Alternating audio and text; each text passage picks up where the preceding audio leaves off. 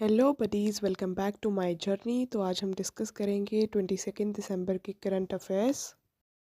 तो first topic हमारे पास है National Green Tribunal. National Green Tribunal आपके GS2 पॉलिटी एंड गवर्नेंस का पार्ट है। तो ये रिसेंटली इसलिए न्यूज़ में है क्योंकि the southern bench of National Green Tribunal issued a 3 days ultimatum to the Kerala government to address the issue of illegal biomedical and solid waste dumping in Tamil Nadu. जो भी वो लोग जो केरला गवर्नमेंट कर रही है उनका इलीगल बायोमेडिकल और सॉलिड वेस्ट डंपिंग इन तमिलनाडु, उसके रिगार्डिंग जो हमारा नेशनल ग्रीन ट्राइब्यूनल है उसने उनको 3 days का अल्टीमम दिया है कि you need to address this issue. तो चलिए आगे हम नेशनल ग्रीन ट्राइब्यूनल के बारे में पढ़ते हैं।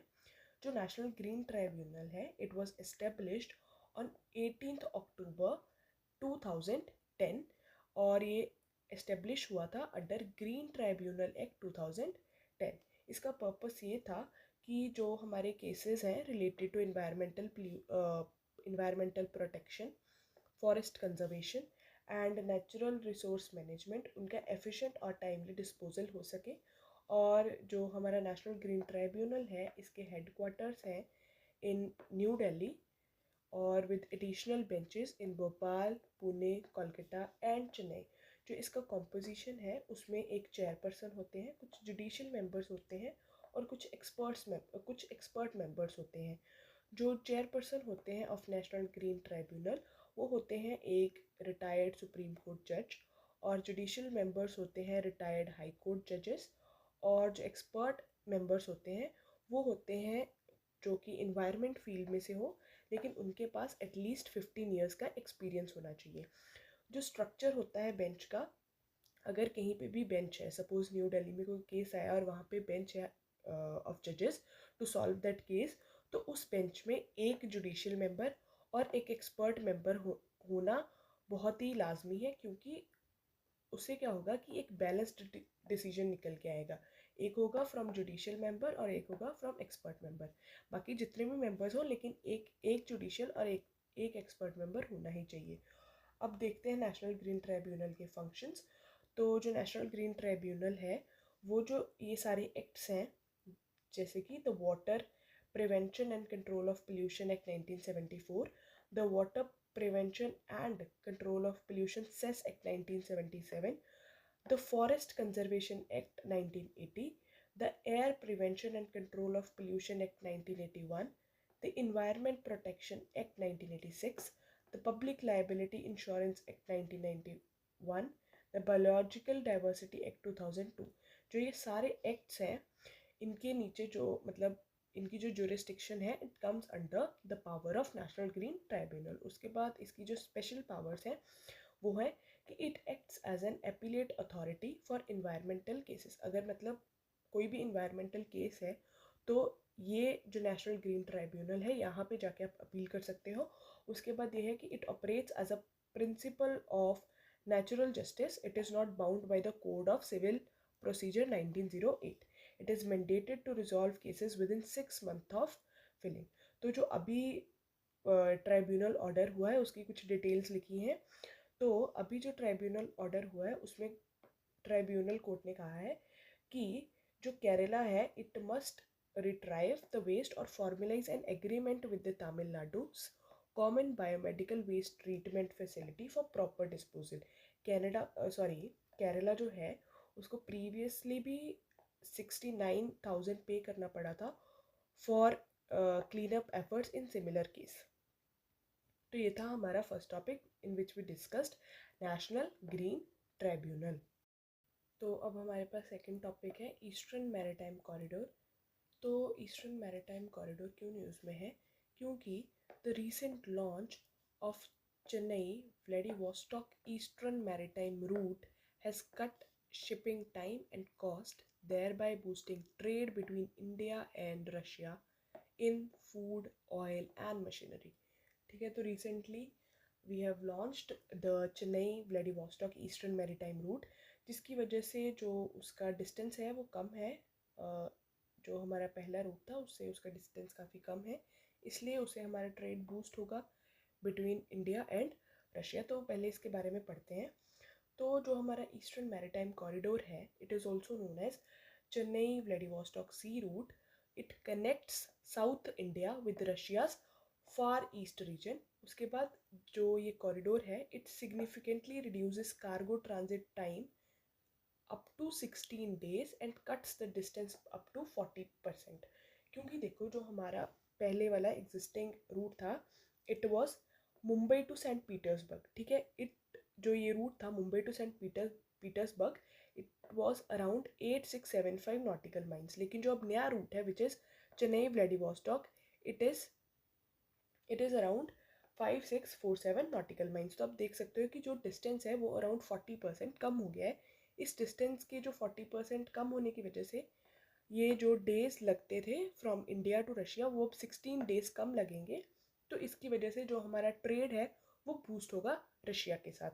तो आप देख सकते हो कि जो ये रूट है वो पास करता है कुछ की वाटरवेज से, जैसे कि sea of Japan, East China Sea, South China Sea, Malacca Straits, Andaman Sea and the Bay of Bengal. उसके बाद जो पोर्ट्स लगते हैं साथ इस मैरीटाइम कॉरिडोर के, वो कुछ इंपॉर्टेंट पोर्ट्स हैं, जैसे कि Hong Kong, Singapore, Kuala Lumpur, Bangkok, Dhaka, Colombo and Chennai.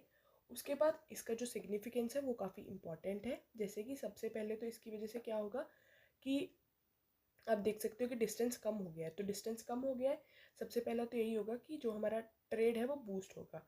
अब आपने देखा होगा कि जो हमारा रशिया के साथ ट्रेड है वो it is not limited only up to crude oil. अब जो हमारा रशिया के साथ ट्रेड है वो डाइवर्सिफाई हो रहा है. तो हम रशिया से कोल, एलएनजी, फर्टिलाइजर्स भी ले रहे हैं. तो जो ये कॉरिडोर है, it will boost that also. उसके बाद आप देख सकते हो कि जो इंडिया का मैरीटाइम सेक्टर है, it handles 95% by volume and 70% by value countries trade. ठीक है, जो मैरीटाइम सेक्टर है वो 95% by volume and 70% by value country का ट्रेड हैंडल करता है. तो it will boost the India's maritime sector. उसके बाद जो ये हमारा ईस्टर्न मैरीटाइम कॉरिडोर है, इसकी स्ट्रेटेजिक इंपॉर्टेंस भी है because it passes through the South China Sea. उसके बाद जो ये हमारा कॉरिडोर है, it is even aligned with the other initiatives. उसके बाद आप देख सकते हो कि it advances the India's Act Far East policy. Okay, तो इसमें और है कि इसकी वजह से कुछ this also opens avenues for trade agreements, cultural exchanges, tourism, positioning India as a key player in this reason. उसके बाद जब हम अपनी रीजनल कनेक्टिविटी को इन्हांस करते हैं, it promotes our trade with East Asia, Asian countries, Russia, facilitating the multimodal transport and supports the infrastructure development. उसके बाद ये था हमारा second topic which was eastern Maritime Corridor. तो नेक्स्ट टॉपिक है बोर्डियोबम बिलमिक बर्ड सेंचुरी. तो the बोर्डियोबम बिलमिक bird sanctuary in Assam, once thriving habitat for diverse avian species, has experienced a 72% decline in the bird species count over past 27 years. तो जो ये वाली century है, तो कुछ मतलब एक टाइम था जब इसके पास सबसे ज़्यादा नहीं, मतलब बहुत ज़्यादा डाइवर्स एवियन स्पीसीज थे. लेकिन पिछले अराउंड 27 ईयर्स में जो इसकी पॉपुलेशन है, इट हैज़ डिक्लाइंड टू 72%. मतलब वो 72% कम हो गई है. मतलब वहाँ पे अब बहुत ही ज़्यादा कम एवियन स्पीसीज रह गए हैं. इसलिए ये जो वाइल्ड लाइफ सेंचुरी है, it is currently in news कि जो उसकी इतनी पॉपुलेशन डिक्लाइन क्यों हुई है, क्योंकि 72% इज़ अ ग्रेट अमाउंट. ठीक है, तो इसके बारे में पढ़ते हैं. So it is located in Dhemaji and Lakhimpur district of Assam. It covers an area of approximately 11.25 square kilometers. It lies at the altitude of 90 to 95 meters. उसके बाद ये डिक्लेयर की गई थी एक वाइल्ड लाइफ सेंचुरी इन 1996 बाय असम गवर्नमेंट. और उसके बाद ये पार्ट थी उस टाइम पे ऑफ रिवर सुबानसिरी. लेकिन इस टाइम पे जो ये रिवर है, it flow 7 kilometres away from the wetland. तो यहाँ पे जो climate है, that is moist tropical climate with an average annual rainfall of about 2000 mm. and it is dominated by floody valley grassland and wetland vegetation. तो it hosts a variety of migratory birds in winters. और ये basically इसीलिए news में है क्योंकि अब यहाँ पे जो ये एवियन बायोडिवर्सिटी है वो कम होने लगी है. इट इज़ डिक्लाइंड और डिक्लाइंड बाय 72%. ठीक है, अब यहाँ पे जो पॉपुलेशन है वो बहुत ही कम है. और ये क्यों इतना डिक्लाइन है, इसलिए ये न्यूज़ में है. तो नेक्स्ट टॉपिक है हमारे पास स्वतंत्रता सैनिक सम्मान पेंशन स्कीम. तो जो ये पेंशन स्कीम है, it was launched on 15 August 1972 by ministry of home affairs. तो ये स्कीम इसलिए लॉन्च की गई थी कि जब हमारा फ्रीडम स्ट्रगल चल रहा था तो उस टाइम पे जो फ्रीडम फाइटर्स थे अगर वो मर भी गए हैं तो आज जो उनकी फैमिलीज़ हैं तो उनके लिए ये पेंशन दी जाएगी और उन फ्रीडम फाइटर्स के लिए पेंशन दी जाएगी उनका सम्मान करने के लिए. तो इसके फीचर्स हैं. सो इसकी एलिजिबिलिटी क्या बोलती है कि a person who has suffered a minimum in imprisonment of 6 months in the mainland jail before independence, उसको ये मिलेगा ये वाली पेंशन.